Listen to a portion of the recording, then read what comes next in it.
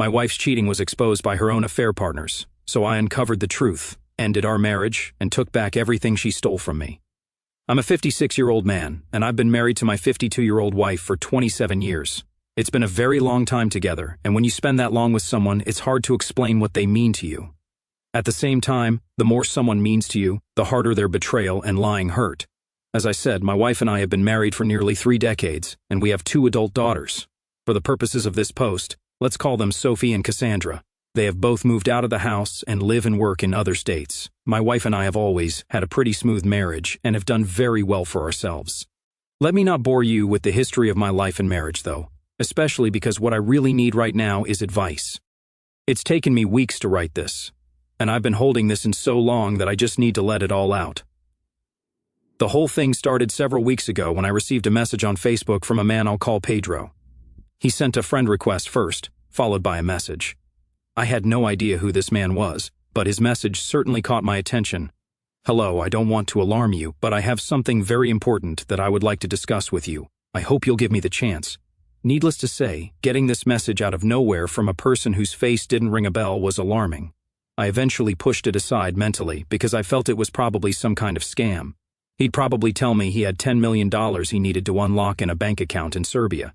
I was too old and too sharp to fall for that kind of thing, or so I thought. I didn't think about it for the next week or so, but I ended up alarmed, despite his intentions, when I received another message from Pedro.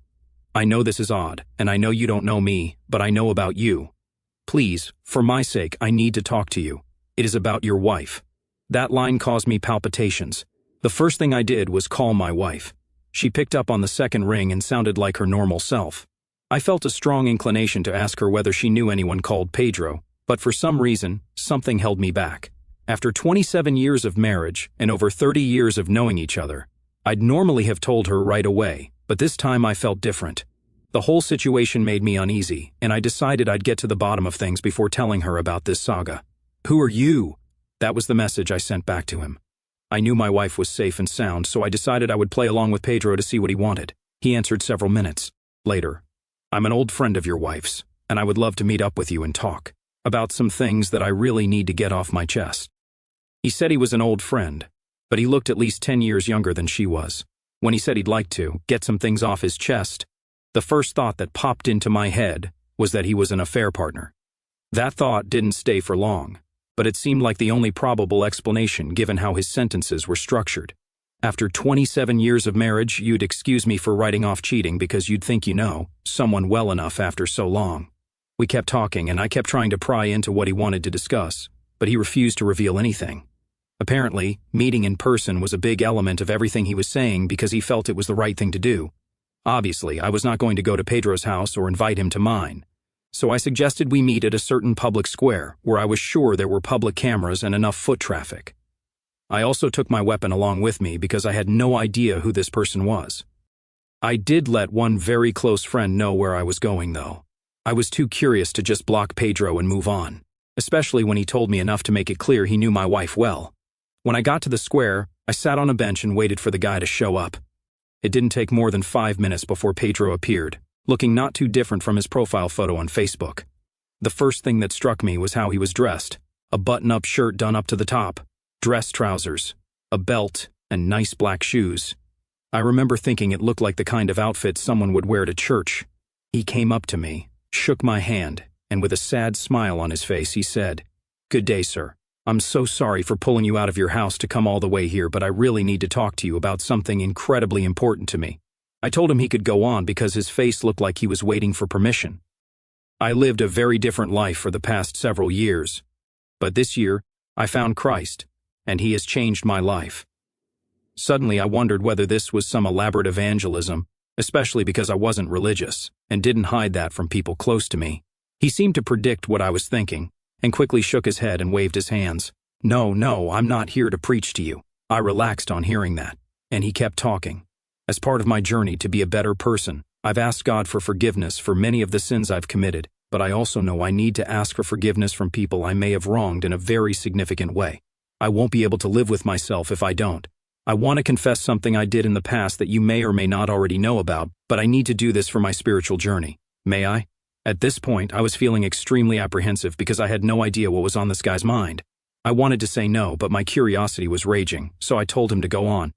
Back when your wife worked at her previous job, she was my boss. I don't know how else to say this, but for about 3 years we had an intimate affair. I remember sort of blanking out as I heard those words. He clearly knew my wife. She's now an executive at her company, and he knew enough about her and her previous job. But part of me felt the whole thing was an elaborate scam. I couldn't figure out how, though. Pedro looked at me with a look of concern, but as suddenly as I zoned out, I came back to my senses and asked him, "Do you have proof of this claim you're making? He could just be a troublemaker after all." "No, I don't," he said, and as he said that I felt extremely relieved. There was no proof of what he was saying, and I needed a reason not to believe him. There wasn't any evidence of his claim. He asked me if I would forgive him for what he had done, and I told him I couldn't because I didn't believe him yet, and even if I did, forgiveness would certainly not come right away. He told me he understood, and a minute or two later, I stood up, thanked him for coming clean, and went back home. To be honest, I still didn't believe him that night or the next. I saw my wife later that night, and she seemed perfectly normal, so it was evident she didn't know anything about the situation. She's never been that good of an actor.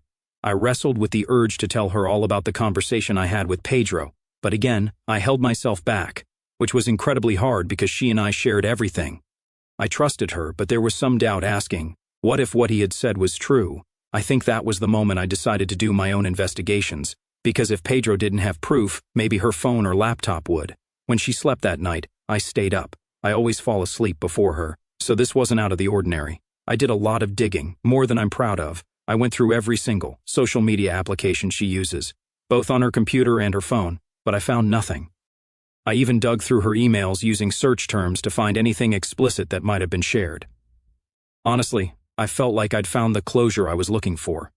At that moment, I felt like Pedro was a liar whose motivations I would never understand. But when I remembered he mentioned the affair had started at work, I decided to check Slack. Let me just say that I found what I was looking for.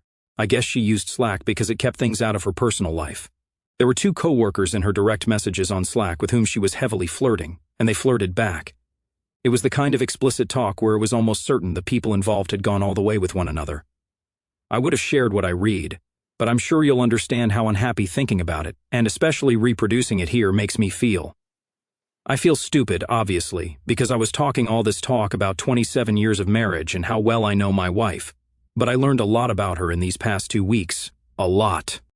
I feel like a fool because I never could have imagined she'd be the kind of woman to cheat. Maybe that was my mistake from the start. I documented everything I saw on her Slack and kept it securely. Obviously, Pedro had been telling the truth, and now I knew my wife had intimate relationships with at least 3 men she had worked with. It is crushing when I realize the number is probably much higher, but these were the ones I was able to find out about. This happened about 2 weeks ago, and I haven't said anything to my wife about it. In fact, it's been quite hard for me to do nothing at this time because I keep feeling like she's still meeting up with these men. I've decided to take action, but I need advice. 27 years of marriage is not a small thing, and I think, having had some weeks for my mind to settle after what I learned, I'm ready to be cold, and I'm ready to make sure there are consequences to her actions. I'm not sure exactly how to proceed beyond divorce though, so I'd love some suggestions. Edit. My children are adults, so fortunately there won't be a custody battle or anything. However, I am scared of them hating me for how things might go. My daughters have always been extremely close to me, but divorce is something I'm not eager to put them through, despite how old they are. However, they'll deal with it. They're old enough that I don't need to put them first. Another edit, I saw some great suggestions for getting back at her affair partners. I know a lot of you might not agree with this, but I think I might let Pedro off the hook. Partly because he's repentant, and partly because I wouldn't have uncovered this whole can of worms if he hadn't decided to confess. Either way, I'll be back with another update, hopefully soon, to let you all know how things went. Well, isn't life just full of surprises? Pedro comes out of the woodwork like a divine messenger, not with $10 million if only, but with news that would make anyone's stomach drop. I guess you never know what kind of Pandora's box you're going to open when you accept a friend request from a stranger on Facebook. At least Pedro didn't show up wearing a trench coat and fedora, right? Just a well-dressed messenger of doom in the form of a button-up shirt and dress trousers. It's almost comical how he segues from "I found Jesus" to "by the way, I've been sinning with your wife." So, what's a betrayed spouse to do? Divorce seems like the logical next step, but who knows? Maybe you could spice things up by unleashing some creative revenge. Update 1. First off, apologies. It's been over a month since my original post, and things in my personal life have been an absolute mess related to my wife's situation. Things are messy, but there's a lot of progress. I took a messy approach, so I knew things wouldn't be pretty. The first thing I did was schedule a video call with my wife, her father, and some of her relatives with whom I was closest. I chose a time when she would be on her break at work, and I carefully selected people I knew would have my side. People with whom I've grown incredibly close over the decades. She asked me what the video call was about, but I merely told her it was a surprise, and she'd find out then. The day came when everyone had hopped on the call. I unmuted myself and began to speak. I'll admit I mentally rehearsed this because it needed to go well. Pedro Gonzalez, Tim Scaglione, and John Walker. Babe, do those names ring a bell to you? Even though the video quality wasn't stunning, the shock on her face was evident. She looked like she wanted to speak, but I'm sure she couldn't find the words. I guess she was stuck between lying and fessing up, but it was evident I knew too much for her to lie to me. This is how you want to do things? Are you serious? You decided to humiliate me after so long? Why couldn't we just talk about this privately? I could hear her voice cracking, and before I could respond, I watched as her hand reached toward the camera and pulled her laptop lid shut. Of course, I had an audience that was incredibly confused, so I went into vivid detail, telling them everything I had learned about my wife and her affairs. I told them how I had found out, admitted to my digging since I had probable cause, and narrated everything I had found. Her dad was heartbroken, her brother looked pissed, and a few cousins looked like they didn't know what to say, though they appeared sorry for me. At the end of the call, I let them know I was going to start divorce proceedings. Her dad started to talk as if to dissuade me, but her brother cut him off with, "Dad, don't." I think it was evident I was justified. Weeks before the call, I had spoken at length to the best divorce lawyer in town and retained him. We had already gotten the divorce papers written up, and he seemed very confident he'd get me a fantastic split. When my wife got back home, I served her with the papers and told her she'd have to find somewhere else to sleep. She has more than enough money to get a hotel, so I knew she wouldn't be uncomfortable. She looked broken and tried multiple times as she was packing a small bag of essentials to talk things over with me. But the ship had already sailed in my head. I didn't give her the listening ear she wanted, because I knew for a fact there was nothing she could say that would make the situation better. She hasn't been back to the house, apart from once when I was out to pack more things for herself. She hasn't said anything about the divorce papers.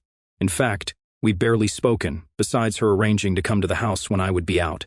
I've also tried my best to keep my daughters out of this mess, at least the details of it, but I know they'll eventually find out. I just hope they don't hate me for it. Meanwhile, I'm also trying to find a way to get at her affair partners, but I don't know much about them beyond where they work and their names. That might be sufficient, now that I think about it. Anyway, that's me bringing you all up to speed. Hopefully, I'll have an update for you all at some point, and hopefully, it'll be a favorable conclusion for me. Edit, it didn't take long, but unfortunately, my daughters already know about the situation. Their cool uncle let them in on a bit too much of what went down, and they know the details of the discord between their mom and me.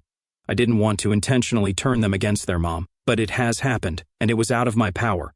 I would never have told them myself, to be honest. Though, I'm happy they know. They're not kids anymore, and I prefer not to deal with them lashing out at me out of confusion. Wow, you really pulled out all the stops, didn't you, Ope? A virtual family showdown. Serving divorce papers over Zoom, that's a bold move, Cotton. Let's see if it pays off for you. Kudos for getting the best divorce lawyer in town on speed dial. Nothing says I mean business like having legal firepower at your disposal. As for sparing your daughters the gory details, it seems loose lips let the cat out of the bag a little too soon, or just in time. Update 2, hey everyone. It has been months, so I don't know if you all even remember my story, but I'm here with what should be the final update. My daughters got very involved in the process, to be honest. I didn't want them to hate their mother, but they started to get that vibe, especially Cassandra, the younger one and my wife's favorite. When I asked them, they said they didn't hate her, but I wasn't very convinced. The divorce process went as smoothly as one could hope. It seemed like a 50-50 split of our assets was on the horizon, and her lawyer wanted to fight hard for the house, which, to be honest, was one of the few things I certainly did not want to give up, especially because I knew how much she loved it. My lawyer, a real ace, did a fantastic job of putting pressure on them from a different angle, and eventually, one day, she told me she'd let the house go. There was also no need for alimony, which made things a lot easier. However, the way she suddenly gave up seemed a bit odd to me. I found out why she did that much later. She and Cassandra had a huge falling out, and by the sound of things, it was extremely messy. Apparently, enough was said for my ex-wife to feel like an absolute scumbag. She had lost all loyalty from her nuclear family and many of her relatives, and I think she just got tired of fighting. She does well for herself, so the assets were never do or die for her. Eventually, the divorce was finalized, and I'm now a newly single man after nearly 3 decades of marriage. My wife lost her marriage and her family, but I wasn't done. In fact, I waited until the divorce was finalized before the very final part of my plan. To recap, my wife was an executive at a pretty snazzy finance company, and she had cheated on me with at least 3 men who were subordinate to her in the workplace. Yes, she seemed to have a thing for cheating on the job. Her company policy is against such vertically stacked relationships in the workplace because it can be hard to tell when there's a severe power imbalance at play. Like I said, all 3 men directly reported to her, and that certainly went against company policy. Pedro, the repentant affair partner who let me in on my wife's behavior, was a key character in this. I messaged him the same way he had reached out to me and decided to dig into the relationship he had with my wife. He said he had felt very pressured at the start, almost bordering on harassment, because she was his boss at the time, but he eventually eased up and enjoyed the intimacy. I remember telling him it was probably like Stockholm Syndrome. He never would have eased up on his harasser if she hadn't put so much pressure on him in the first place. He knew it was wrong and against company policy then, but he still did it. Pedro, I think you should come clean to the company. You came clean to me because you knew you sinned against me, but you also did wrong to the company by breaking policy, even if you don't work there anymore. On top of that, she has pressured at least 2 other people after you, and she'll keep doing this if you don't put a stop to it. I knew I was being too on the nose with what I wanted, and he knew I was divorced, so I was afraid he'd see my revenge for exactly what it was. Whether he did or not, I don't know, but he agreed to report to the company. About a day later, he sent me an email he had drafted. I made a few tasteful changes, and he sent it out. Long story short, the company launched a pretty lengthy internal investigation, made even easier since I slid him the names of the 2 employees I knew she had flings with. She was suspended while it was ongoing, and at the end of the day, she was terminated. One of the affair partners was let off the hook because he had enough text evidence to show he was hounded by her, but the other guy didn't have enough proof, and the company seemed to feel it was cleaner without another party to the scandal. After 27 years of what I thought was a good marriage, I found out my ex-wife had messed around with at least 3 men. Her marriage failed, parts of her nuclear and extended family blame her for the discord, and she eventually lost her cushy job. I even managed to get one affair partner out with her. I kept the house too, and I'm not paying any kind of alimony. To be honest, this is the best case scenario when someone took you for a fool for 27 years, and I'm glad that dishonesty has finally come to a close. I look forward to starting a new life. This should be the last update, so thank you to all of you for entertaining me with your comments and providing a lot of helpful advice. I hope you'll never need to write a post here like I did. Take care, everyone. Look who's ending their saga with a bang. You certainly orchestrated quite the spectacle, haven't you? First off, kudos on handling the divorce like a seasoned pro. OP, splitting assets, negotiating terms, and coming out on top without having to fork over any alimony. That's a kind of victory that deserves a slow clap. But you didn't stop there, did you? Oh no, you decided to go full vigilante justice and take down your ex-wife's career while you were at it. It's a fitting end to a tale of love lost and justice served. What do you think? Let us know your thoughts in the comments below. And thank you for joining us today. Be sure to like and subscribe, and hit that notification bell so you don't miss out on our next video. See you soon. As I sit down to process everything that has happened, I find myself grappling with a whirlwind of emotions that seem to shift with every passing moment. The weight of 27 years of marriage, built on what I believed was mutual trust and love, now feels like a fragile illusion that crumbled under the harsh light of truth. There's a profound sadness that lingers in my chest, a deep, aching grief for the life I thought I had, for the woman I thought I knew, and for the future I had envisioned with her by my side. The betrayal cuts deeper than I can put into words. It's not just the affairs, but the years of deception, the countless moments where I trusted her completely, unaware of the secrets she was hiding. I feel foolish, almost naive, for believing our bond was unbreakable, for thinking I could know someone so intimately after 3 decades together. Anger surges through me too, not just at her but at myself. I'm angry for missing the signs, for being so wrapped up in our life together that I didn't see the cracks forming beneath the surface. I question every memory now, wondering how many of our shared moments were tainted by her lies. Did she ever feel guilt when she looked at me, when we laughed together, when we planned our future? That anger burns, but it's also what fueled me to take action, to dig for the truth, and to ensure there were consequences for her choices. There's a strange pride in that. Pride in the strength I didn't know I had, in my ability to confront the pain head-on and reclaim my sense of self. Serving those divorce papers, keeping the house, walking away without owing her anything. It felt like taking back the pieces of me she tried to steal. Yet amidst the anger and pride, there's an overwhelming sense of loss. I grieve for my daughters, Sophie and Cassandra, who are now caught in the fallout of their mother's actions. They're adults, yes, but no one is ever old enough to escape the pain of a family breaking apart. I ache knowing they've lost the image of their mother as the woman they adored, and I worry about the scars this will leave on their hearts. I never wanted to be the one to turn them against her, but the truth has a way of doing that on its own. I feel guilt for the role I played in exposing it, even if it was necessary, and I fear the day they might look at me differently for it. Still, there's a flicker of relief, like a quiet dawn after a long dark night. Uncovering the truth, as devastating as it was, set me free from a lie I didn't even know I was living. It's liberating to no longer carry the weight of her deception unknowingly. I'm relieved to have closed that chapter, to have walked away with my dignity intact, and to have ensured that her actions had consequences, not just for our marriage, but for her career and the way she manipulated those around her. There's a bittersweet satisfaction in knowing I played a part in stopping her from hurting others the way she hurt me. Looking ahead, I'm caught between hope and caution. The idea of a new life, one where I'm no longer tethered to her betrayal, excites me. I dream of rediscovering myself, of finding joy in the small things again, of building a future that's mine alone. But the scars of this experience will always be there, shaping how I see trust, love, and vulnerability. I'm not the same man I was before Pedro's message turned my world upside down, and I don't know if I'll ever fully trust again. For now, I'm taking it one day at a time, holding on to the strength I've found within myself and the love I still have for my daughters. They, more than anything, remind me that not all was lost in this storm.